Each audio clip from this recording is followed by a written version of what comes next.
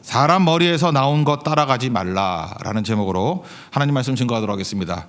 오늘은 뭐 어려운 말을 같지만 뭐 되게 쉬운 겁니다. 두 세계관의 충돌이 일어나고 있습니다. 하나는 사람 중심적인 세계관, 또 하나는 하나님 중심적인 세계관. 그러니까 세계관이라는 게 뭡니까? 우리가 어떤 가치 판단을 내리는 거, 또는 뭐 어떤 결정을 내릴 때 어떤 기준이 되는 거, 이런 거를 세계관이라고 말할 수 있다는 것입니다. 사람 중심의 세계관이라는 건 뭡니까? 사람 머리에서 나온 거 따라가지 말라는 거예요. 사람이 짜낸 거 가봐야 사람의 한계에 부딪혀서 결국 무너지게 된다는 것입니다. 이걸 옛날에는 인본주의 그랬고, 하나님 중심으로 사는 것을 신본주의, 요즘에 잘 안 쓰는 말이지만 그런 말로 썼다라는 것입니다. 그러면 인본주의라는 거, 이게 사람 머리에서 나온 것이 왜 무섭냐? 이거 사실은 되게 인기 있어 보이고 뭐 누구나 그런 생각하는 거 아니야? 다들 그런 길로 가니까 이게 별거 아닌 것 같이 보이지만 이게 무서운 건데, 내가 기준이라는 거예요. 내가 기준. 선악과의 내용이 뭐였습니까? 창세기 3장 5절을 보니까 이거 먹으면 어떤 일이 벌어져요? 눈이 밝아져서 하나님과 같이 된다. 그래서 선악을 알게 될 것이다. 판단하게 될 것이다. 이렇게 얘기를 합니다. 그러니까 하나님과 같이 된다는 게 뭐예요? 스스로 신이 된다는 거죠. 내가 신이라는 거예요. 내가 신. 그게 왜 무섭냐면 내가 판단한다는 거예요. 내가 결정한다는 거예요. 다시 말해서 내가 기준이 될 수 있다. 이 얘기는 무슨 얘기하고 똑같으냐 하면은, 사람의 결정이 기준이 될 수 있고 사람의 결정이 선도 만들 수 있고 악도 만들 수 있다, 이런 겁니다. 지금 이렇게 민주주의라고 이렇게 하면서 이렇게 포장된 것이 사실은 거대 악이 될 수 있다라는 거예요. 민주주의가 뭐예요?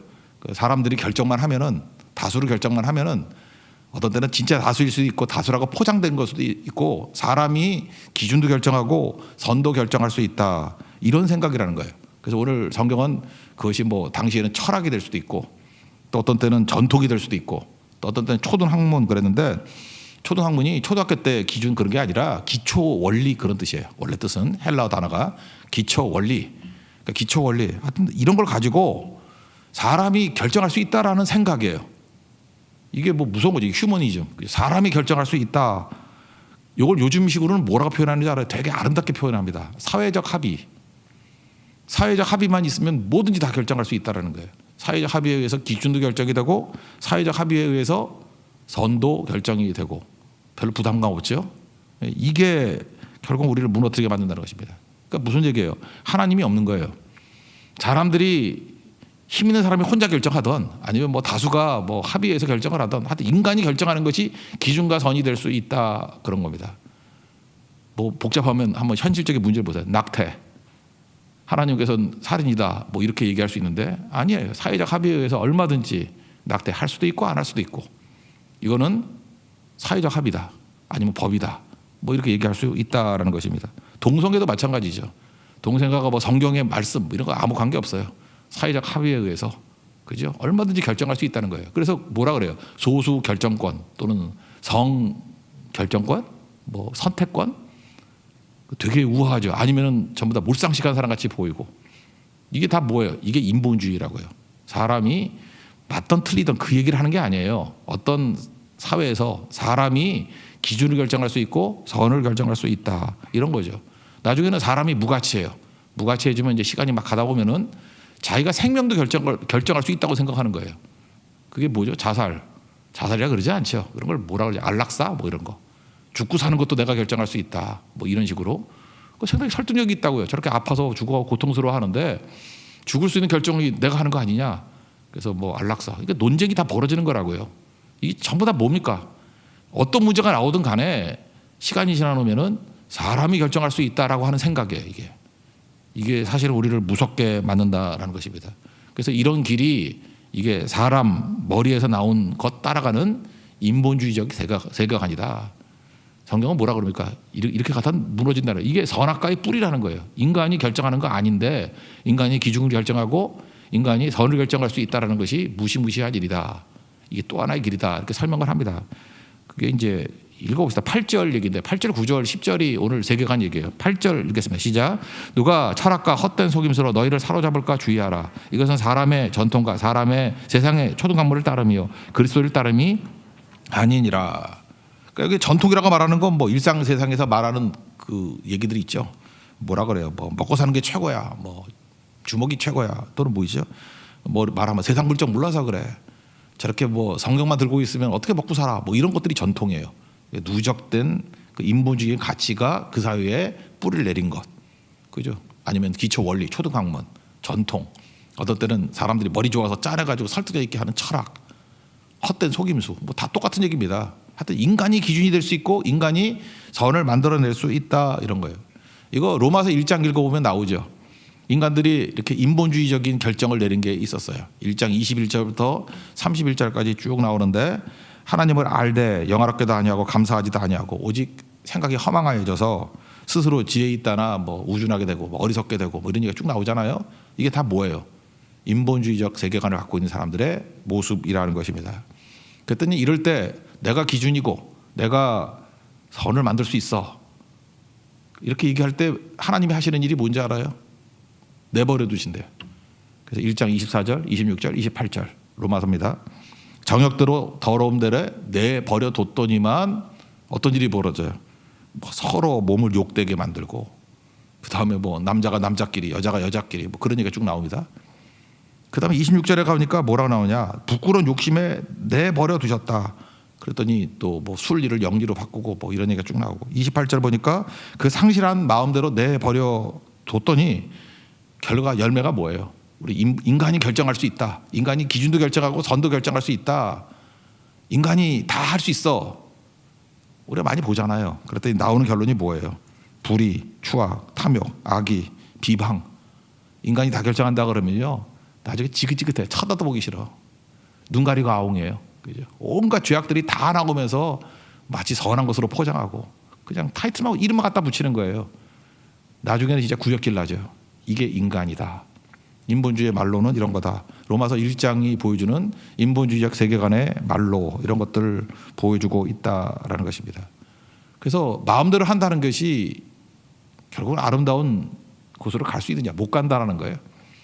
그래서 인간의 최악의 모습이 로마서 1장의 모습을 축약한 게 사사기 아니에요. 자기 소견에 옳은 대로 살아봐라. 그랬더니 다 깨지고 나중에 사사기 뒷부분에 나오는 그 17장, 19장, 18장 이후에 21장까지 내용이 뭡니까? 해괴망측한 일들 막 벌어지잖아요. 막 강간이 벌어지고 뭐 토막 나가지고 뭐 보내고 베냐민 지파 뭐 600명 다 죽여버리고 입에 담기도 힘든 일들이 막 벌어지지 않습니까? 그게 로마서 1장에 대한 현실판이에요. 사사기. 인본주의 세계관의 마지막 모습은 이런 것이다. 그러니까 내 멋대로 한다는 게 뭐냐? 지레밭의 자유죠. 지레가 막 있어요. 마음대로 해. 죽으란 얘기죠. 마음대로 하면 반드시 죽습니다. 지레밭에서는 살 길이 뭐예요? 지도죠. 뭐 들어가서 안 되겠지만 정확한 지도가 있어가지고 여기 이렇게 하면은 빠져나올 수 있어. 그러면 조심스럽게 그 지도대로 한 걸음 한 걸음 해가지고 빨리 빠져나와야 되는 거죠. 그게 하나님의 세계관이라는 거예요. 세계관 뭐 어려운 거 아닙니다. 그러니까 인본주의적 세계관에서의 문제는 뭐냐? 내가 기준 세울 수 있다. 인간이 선을 규정할 수 있다. 인간이 행동을 규정할 수 있다. 핥으면 해봐라. 망한다. 사사기 망한다. 로마서 1장의 쭉 모습들. 이제 그 얘기를 하고 있습니다. 오늘 그 시도를 하고 있다라는 거예요. 그 반대로 우리가 보통 말하는 신본주의라는 거, 하나님 중심적인 하나님께로서 나온 사상, 하나님께로서 나온 행동, 그걸 뭐라 그러죠? 그 하나님이 기준이 있다는 거예요. 기준. 말씀이 기준이고 성경이 말하는 게 선이라는 거예요. 선. 그러니까 하나님이 선을 정할 수 있고 하나님께서 기준이 될 수 있다. 이게 신본주의적 세계관이죠. 그럼 우리 인간은 죄성이 있기 때문에 막연하게 불편함이 있어요. 뭐 하나님 어떠라고 우리 인간은 뭐야? 벌써 그 들을 때마다 기분 확 상하잖아요. 그죠? 우리는 뭐야? 이제 거기서부터 이제 문제가 된다는 거죠. 근데 그 안에 뭐가 들어있냐? 사랑이 들어가 있잖아요. 우리 뭐 제일 가까운 게 부모님 아니에요? 부모님이 우리 잘 되길 원한다는 건 믿으시죠? 뭐 아닌 분들도 혹시 있다 그러면 모르겠는데. 그러니까 부모님의 최선은 뭐예요? 부모님이 갖고 있는 모든 정보와 사상을 가지고 제일 좋은 길 얘기를 해주는 거죠. 적어도 중고등학교 때까지는 맞다고 봐야죠.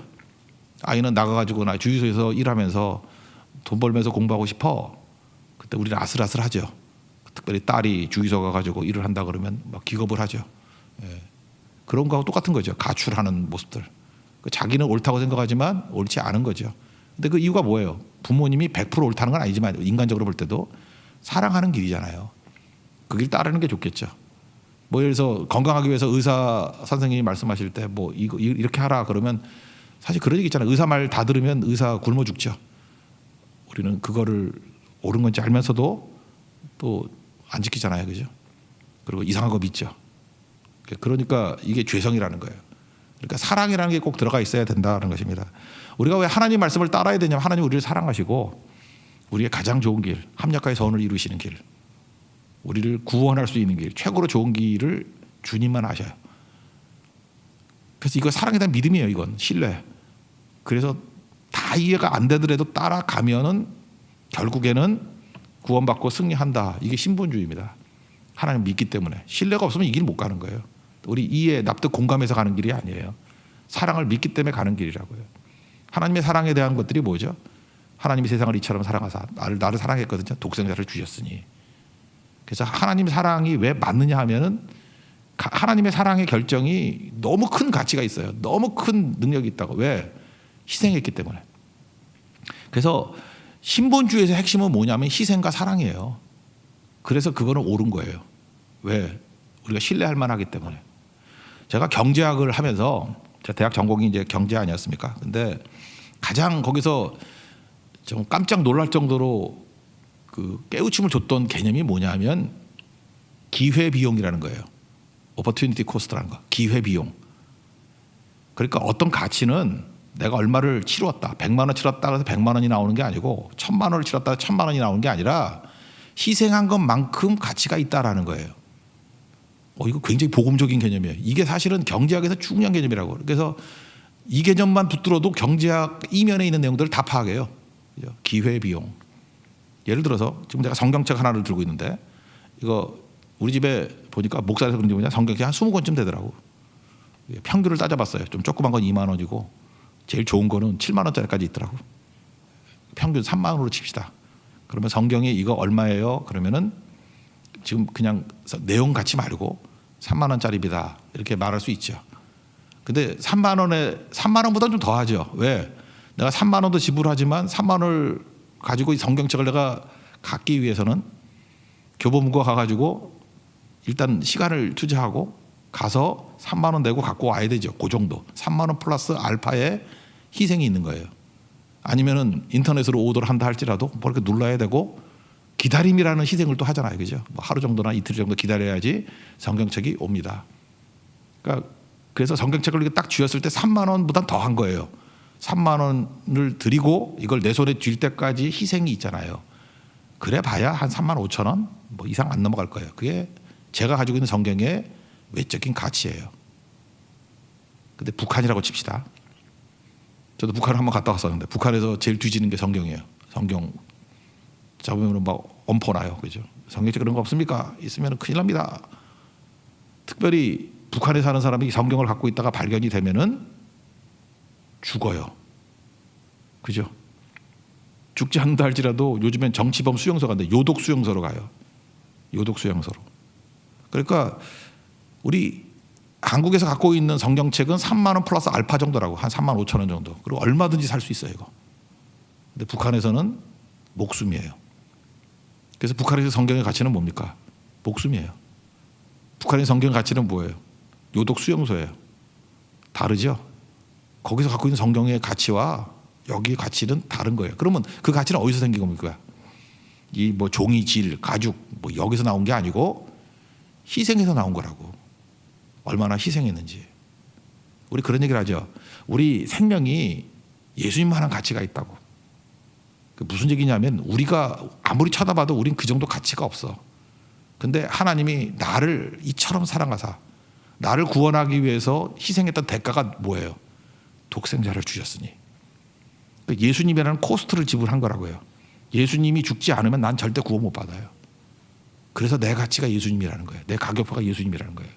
그걸 어떻게 이해할 수 있어요? 기회비용. 예수님 지불해야만 구원받을 수 있는 가치라고 내가. 그리고 우리 한 사람 한 사람의 가치가 그냥 겉으로 보이는 가치가 아니에요. 예수님이 희생할 정도의 가치라고. 그게 신본주의적 세계관에서 되게 중요한 거예요. 그래서 신본주의 세계관에서 이제 물질주의가 아니에요. 얼마나 돈 때려 받고 뭐 많이 이렇게 뭐 모으고 거기서 가치가 올라가는 게 아니에요. 명품 개념이 아니에요. 그죠? 뭐 샤넬백 뭐 줄 서가지고 뭐 오픈런하고 뭐 이런 게 아니라고요. 그걸 가치라고 여기지 않아요. 그거는 인본주의적 가치지. 희생한 만큼 가치가 있는 거예요. 그래서 부모에게 있어서 자식은 생명 걸고 키웠잖아요. 생명이에요, 생명. 그래서 희생하면 희생할수록 가치가 생기는 거 아니에요. 그게 기회비용이라고. 그래서 우리에게 가치가 있기 하기 위해서는 필요한 게 뭐냐? 희생이에요, 희생. 그래서 산당 제사 이런 게 성경에서는 굉장히 경계하잖아요. 희생이 없어요. 편의성. 제가 누누이잖아요. 이게 정신에 있어서 비대면 예배 이런 거는 사실 정신에 있어서는 편의성이에요. 이건 가치를 막 떨어뜨리는 거야. 앉은 자리에서 클릭 한번 할 수 있다. 이거는 희생 개념이 없잖아요. 기회비용이 거의 안 들잖아요. 가치도 떨어지는 거예요. 근데 혹시 뭐 그럴 수 있죠. 여기서 가장 멀리서 왔어요. 뭐 멀리서 오고 뭐 1시간 걸리고 거기다 택시 타고 와가지고 택시비도 엄청 들고 또 가야 되고 거기다 집안에 핍박까지 있어. 가면 죽는다 그러고 그걸 다 딛고 여기까지 왔다 그러면 그건 이 자리에 앉아있는 사람의 가치가 다 똑같은 거 아니에요. 예배가 희생이거든. sacrifice. 그건 기회비용이 그 정도 드리고 온 거예요. 그 무게가 다르죠. 저는 여기 젊은이들도 계시는데 사랑도 그렇게 해야 된다고 생각합니다. 사랑, 그 남자 우리 오빠 멋있어. 뭐 우리 아가씨 멋있어. 그게 아니고 기다릴 줄 알고 희생을 해야 돼. 희생. 그죠? 사랑은 희생이거든요.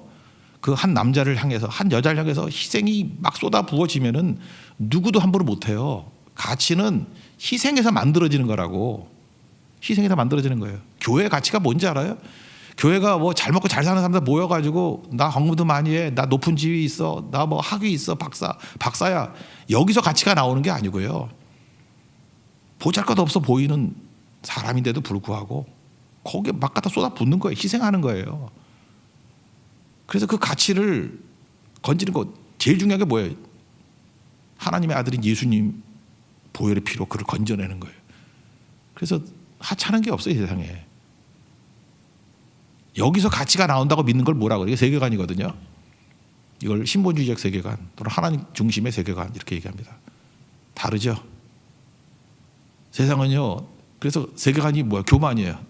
사람 중심이에요. 인본주의 그러잖아요. 사람이 뿌리라고. 사람이 먼저입니다. 사실 이거 뭐 좋은 말 같지만 되게 무서운 말이에요. 예.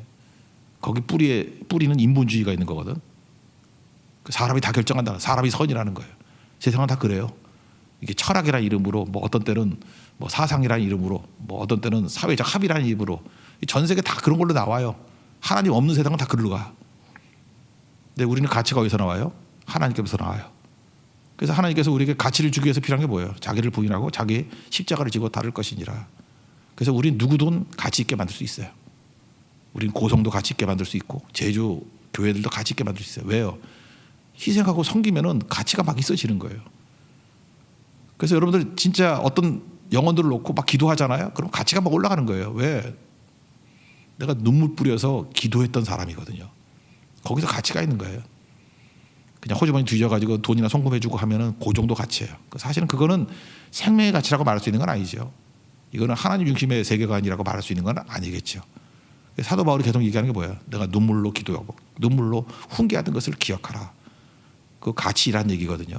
그게 하나님 중심적인 세계관의 모습이라는 것입니다. 그러면 어떤 일이 벌어져요? 우리가 육체를 갖고 있지만 그 안에 모든 하나님의 신성이 들어갈 수 있어요. 희생과 섬김이라는 가치를 통해서 하나님의 신성이 우리 육체 속에 다 들어간다는 거예요. 예수님이 첫 번째로 보여주신 거죠. 육체로 오신 예수님께 신성의 충만함이 다 들어가고 그 예수님을 나의 주님으로 모시는 NIBC 나는 죽고 내 주인 예수님이잖아요. 예수로 사는 사람들은 그 가치를 가지고 살아가니까 나는 아무것도 아님에도 불구하고 교회도 가치 있게 만들고 가정도 가치 있게 만들고 그 사람과 접하는 모든 사람을 누구도 하찮게 말하지 못할 정도로 가치 있게 만드는 삶을 살아간다. 이게 신본주의 세계관입니다. 어렵습니까? 이렇게 살라는 거예요. 그래서 8절 하반절 그리스도를 따르지 않았다. 그래서 그리스도를 따르는 게 이게 신본주의 가치관이고 9절 10절 내용이 또 부연 설명을 하고 있다라는 것입니다. 그럼 9절 10절은 뭐 읽어보면 되겠죠. 9절 10절 한번 읽어볼까요? 9절과 10절 2장 9절과 10절 다 같이 읽겠습니다. 시작. 그 안에는 신성의 모든 충만이 육체로 거하시고 너희도 그 안에서 충만하여졌으니 그는 모든 통치자와 권세의 머리시라. 오늘 이게 핵심입니다. 8절, 9절, 10절 두 가지 꼭 붙들고 능력 가운데 서 있는 종 되길 바랍니다. 그래서 항상 우리는 가치를 높이기 위해서 해야 될 일이 뭐냐? 희생을 각오해야 돼요. 예수님께서 나를 위해서 희생하셔서 내가 이렇게 가치 있는 존재가, 구원받는 존재가 됐어요. 하나님의 주님께 속한 자가 되었어요. 내가 할 일이 뭐죠? 뭐 딴 거 아니에요. 희생과 섬김이에요. 희생과 섬김. 그러면 누구도 가치 있게 만들 수 있다. 함부로 대하지 않는 우리 하나님의 종 되기를 원합니다. 지금 교회가 가벼워지고 사회가 이렇게 가벼워진 이유가 뭐죠? 이게 주장만 있어요. 이게 가벼워진다고. 이유가 뭐냐? 희생이 없습니다. 그러니까 기회비용이 작동을 안 하는 거예요. 아주 가볍습니다. 편지 하나도 마찬가지 아니에요? 제가 지난번에 한번 말씀드렸죠. 뭐 누가 글 써놓은 거 이렇게 복사해가지고 갖다 붙여가지고 보내주고.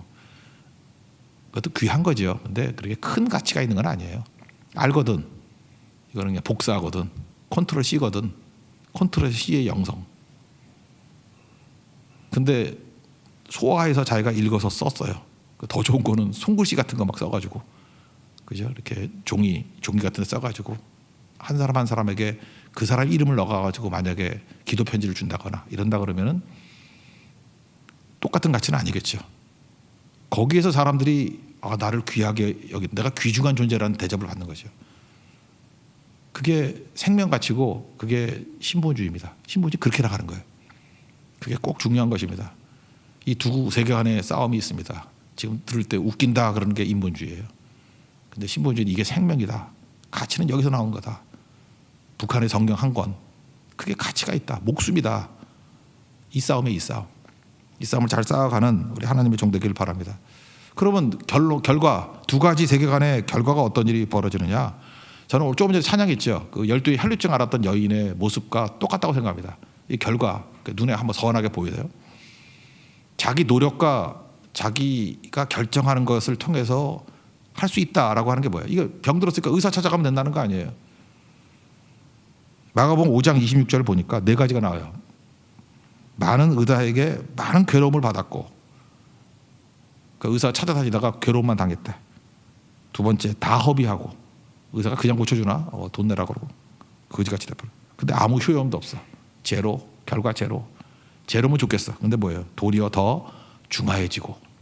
자, 읽어드릴게요. 마가복음 5장 26절. 많은 의사에게 많은 괴로움을 받았고 가진 것도 다 허비하였으되 아무 효용이 없고 도리어 더 중하여졌던 차에.